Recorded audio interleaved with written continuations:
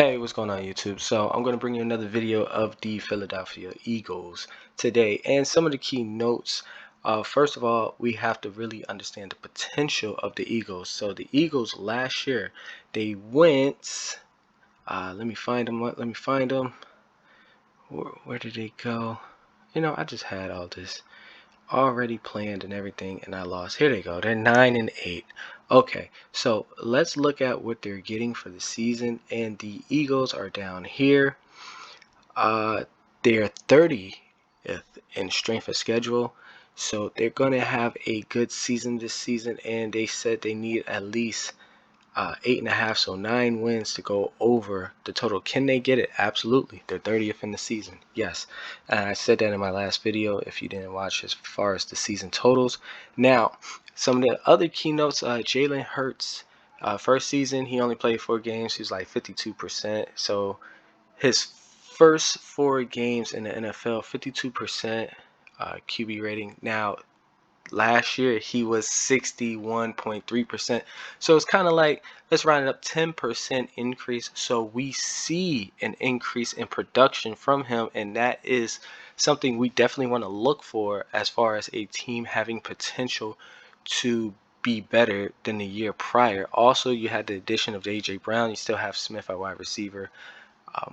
I think they have a couple additions on the line, and you still have the running back who was pretty good. He kind of broke out, maybe I want to say 3 to 4 years ago. So they still have that option. Now I do have a negative 2.5 for them for the upcoming season, and I have over 48.5 points. Or you know what? That's not over. That's under 48.5 points. So here we go. Let's get into it.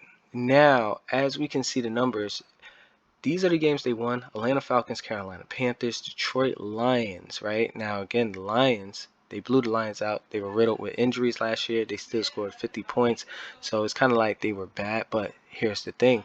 The Lions playing the Dome. Philadelphia was at the Lions. Now, I know you're saying Atlanta Falcons playing the Dome too. But again, Atlanta Falcons, they weren't as let's say, for instance, Matt Ryan is the reason why Atlanta Falcons were who they were. And they, other than that, they really didn't have any wide receivers to go to. Atlanta Falcons struggled last year. Carolina Panthers, they have a retractable roof, but mostly outside. We have the Denver Broncos. They went under, but if you look at the Denver Broncos, this is week 10, right? Now, week, what we got? 6, 7, 8. Week 9. So pretty much they have these teams right here, right? You have Tampa Bay, you have the Raiders, and you have the Los Angeles Chargers. Those are really good teams.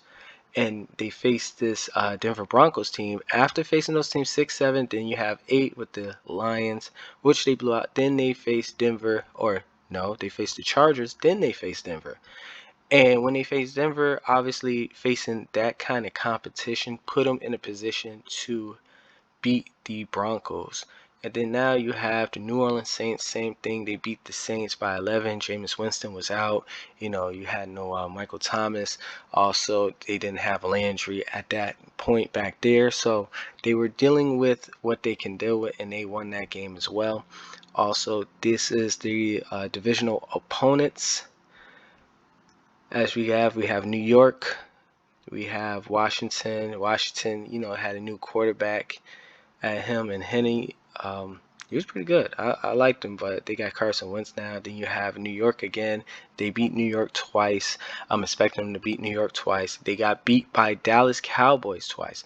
And the thing about Dallas Cowboys, look at the totals: 62, 77. So when they face Dallas Cowboys, I'm expecting them to go over the total. As well as when they face Washington, 44 points with Wentz. Depending on how Wentz is playing, the kind of Wentz, are we going to get Wentz from the Eagles, or are we going to get Wentz at the end of his time with the Eagles? There is a huge difference. Are we going to get the Super Bowl Wentz, or are we going to get the Wentz without an offensive line? So we don't know that. We have to look. And New York, obviously, they went over 51. They went under 48.5 at week 16 that's past week 14, that famous week I always be talking about. So how can we avoid these totals? How can we avoid totals going to the over or to the under? So here's the thing we have to keep in mind. Here's the thing that if you look at this chart that you'll notice is these are teams over 500. All these teams are over 500. Even the Dallas Cowboys, the only team that was under 500 that they lost to was a divisional opponent in the New York Giants, and that's not surprising. I expect a team that's under 500, one of the worst teams. I mean, in my opinion this year, the Bears are going to be one of the worst teams under 500 this year, but I do expect the Bears to beat. It's a strong possibility that they will beat the Vikings and the Packers in their division and the Lions. I think they can beat all of those teams because they play these teams all the time in their division, and I feel like they have the better chance of winning against these teams. So with that being said, New York Giants, that's not surprising to me. What is surprising is look at the spread. Look at how much they lost by. And let's flip it, right? Let's go to the teams under 500. Look at the teams that they won, how much they won by. So I feel as though 2.5 is good going into the season, and because their schedule is so favorable for them this year, that 2.5 that has the potential to go up. So we can pretty much get a -3, -4, maybe even -5 with some of the teams they play this season. And they're going to have a good record this season. Now, barring injury, because as we know, injuries affect the game tremendously, as we can see with Kansas City last year. And after they lost Edwards-Helaire, they started going under the total more often than not. And there's 48.5. So teams with high power offenses, I'm expecting them to go over the total. And that's just my opinion. But who do they face next year? So let's get into it. I did a lot of work. I looked at it. Oh, one more thing. Just a note, the bye week was week 14. As we see, week 14, this is week 15 and week 13. They won both those games. Those were divisional games. So I'm expecting the same thing or close to the same thing this year around. But there's a possibility that that may not happen. But let's get into their opponents this year. First game of the season. Have the Detroit Lions. Now, let's put the Lions in perspective. They did have a lot of injuries this year. So did we really get a good version of the Lions? We did not. So I'm expecting this game not to be a blowout like it was last year. I do like over the total, but I do like the Lions to compete a lot more than what they did last year if they have most of them pieces back and there is no serious injuries during preseason. Minnesota Vikings. I do like the Vikings offense. I think they are the best in their division. Then number 2 would be the Packers. Number 3 probably be Detroit, then the Bears. So when the Eagles face the Vikings, I do like this game to go to the under. And here's why, because they have a look-ahead game. Everything in yellow is a look-ahead game. Basically, they are facing a divisional opponent. Everything in orange is teams where I feel like they're going to have the best competition. It's the toughest competition they're going to have all season. Again, my opinion. And here we go. SW, these are sandwich games. So the Cowboys is a sandwich game. Pretty much, I think I'm gearing more towards the Cowboys in this game, and I'm gearing more towards, or should I say, this is the sandwich game, the Bears. So you have 2 divisional opponents between the Bears. So the Bears may pull out a win. They may pull out a win this game. Same thing with the Saints. It's possible that they can pull out a win. So looking at all that, we have the Colts. I'm expecting the Colts to go to the over. But here's the thing. The Colts have good defense. Green Bay has good defense, and they chew up a lot of clock. Tennessee their defense came on a little later in the season when they faced the Rams and they beat Matthew Stafford and the Rams.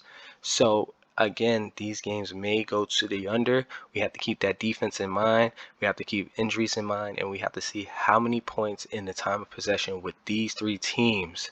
So let's not get it, confused. Last year, the Packers were that team. Colts were pretty good. With Matt Ryan, I'm expecting to be even better. And with Tennessee Titans, we still have to figure out if they're going to have a #1 season by this point of the season. Going back to the top, we got the Washington Commanders. I'm expecting them to play the Commanders extremely hard. So the Vikings, they may pull out an 1-point, 2-point win, maybe. Because this is, again, a look-ahead game towards Washington.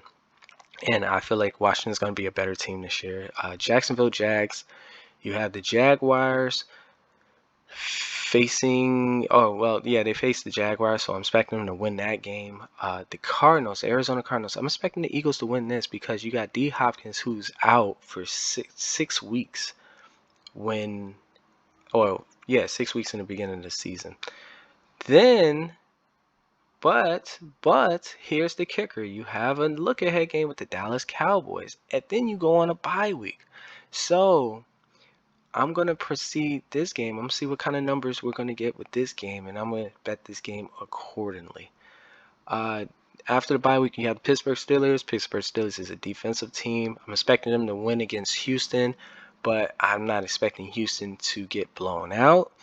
But then again, we're going to see. I think Mills is going to be a better quarterback this year than his rookie season, and I think Mills is going to improve, especially with that offensive line the Houston Texans have, and depending on the kind of defense Lovie Smith is going to run, I think Lovie Smith is more conservative, so I don't believe the Texans will get blown out by that many points, and they're at the Texans, but then again, they're playing a dome. If the Texans are somewhat of a mediocre team, I'm expecting them to go over the total, but that is yet to be seen or proven at this point in time. So Washington Commanders again, then they have the look ahead game towards Washington, so that game may go to the under, this Texans game.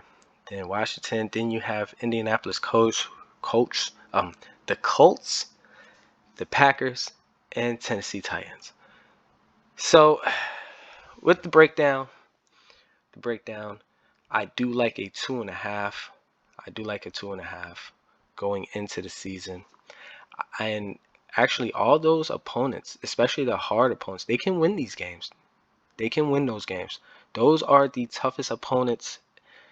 I say the Steelers. I want to mark the Steelers. Again, I don't want to be biased because, again, the Steelers is my favorite team. But these teams down here are going to be the toughest, and the Steelers is going to be the toughest team as well, in my opinion, that they're going to have to face this season.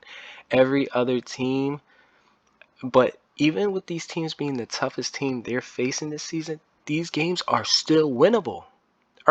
So the Eagles can have a tremendous season. Again, like I said, Jalen Hurts, he jumped 10% in his QB completion percentage, which we all like to see an improvement in that when it comes to a franchise quarterback, to see if a team is going to go far in the season. So appreciate you guys watching. That's my opinion on the Eagles, and it's going to be a really, really good time. So everything I'm saying right now, I also refer back to my videos. And with that being said, we have to pretty much put things in perspective. How many of these games next season will go over the 50 points? Looking at it, you have so many scenarios when it comes to the schedule. Going over 50 is something interesting, but the game's possible. Definitely this game can go over 50. Washington could go over 50 because they scored 44 wins. Probably could give them an extra touchdown. The Cowboys definitely could go over 50 before a bye. Steelers, that's going to be under. But, we're going to get into that as the season continues. So thanks for watching, guys. Appreciate it. Like, subscribe, share, and most importantly, bet wisely.